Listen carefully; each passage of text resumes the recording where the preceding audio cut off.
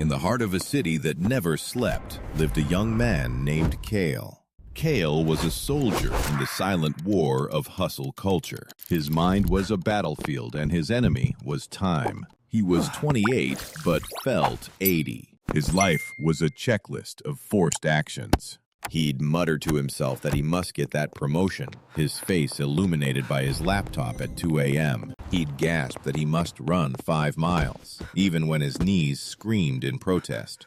He even forced his relaxation. He would sit for meditation, his fists clenched, angrily wondering why his mind wasn't empty yet. Cale was running so fast that he didn't realize he was chained to a massive invisible weight. He was trying to force his life to bloom, unaware that he was crushing the seeds. One Tuesday, the weight became too much. A presentation blurred before his eyes. The room began to spin. His doctor called it severe burnout. He was ordered to take a break. Defeated and empty, Cale drove for hours, ending up in a remote countryside region he'd never visited. He stayed in a small cabin, and for 3 days, he just slept. On the 4th day, he walked. He walked to the local village market, a place where time seemed to move like honey. He heard whispers of an old man named Elias who lived on the hill. They didn't call him a monk or a guru. They just called him the master gardener. They said he lived in a state of perfect, effortless peace. Cale's journey from burnout to breakthrough is a story many of us are living right now.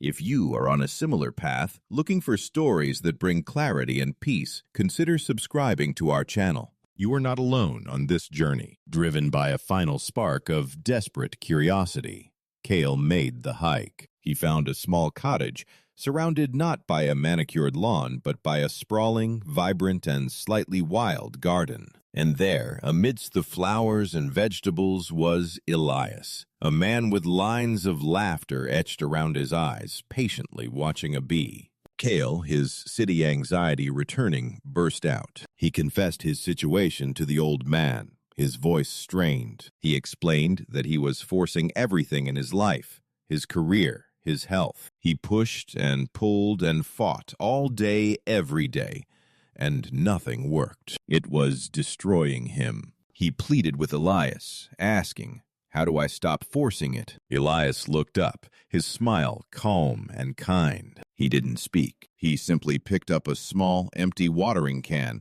handed it to Cale, and gestured for him to follow. He led Cale to a patch of freshly tilled earth. As they walked, Elias began to speak, his voice as gentle as the breeze. He told Cale, "You remind me of a story, young man, the story of the impatient farmer." The old man began his parable. He described a farmer, a good man who lived with a fire of impatience inside him. This farmer planted his field of wheat, but he could not stand the waiting.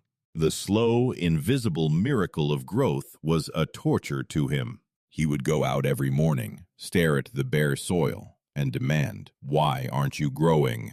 Cale felt a chill. He recognized himself in this farmer. Elias continued, explaining that the farmer wanted his harvest now. He believed that his worry, his anxiety, his effort could somehow speed up nature's design. He felt he wasn't doing enough. So one night, consumed by this restless energy, the farmer had an idea. He declared, "I will help them."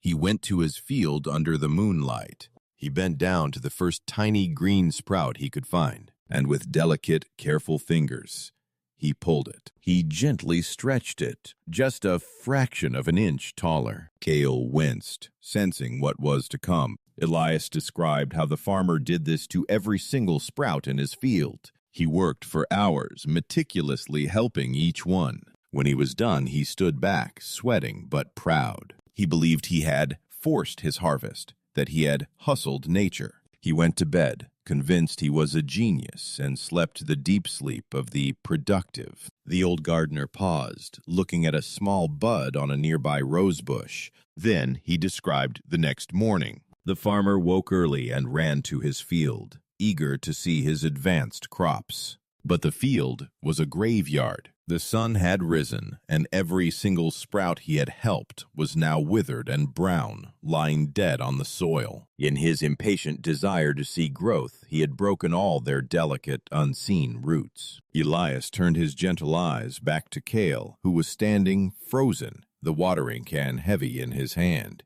The old man concluded the lesson softly. You cannot pull on the sprouts, Cale. It is not your job to force the growth. It is your job to prepare the soil. It is your job to plant the seed. It is your job to water it, to remove the weeds, and to trust. He explained that patience is not passive waiting. It is active trust. The growth always happens in its own time, in the quiet dark, when we are not looking.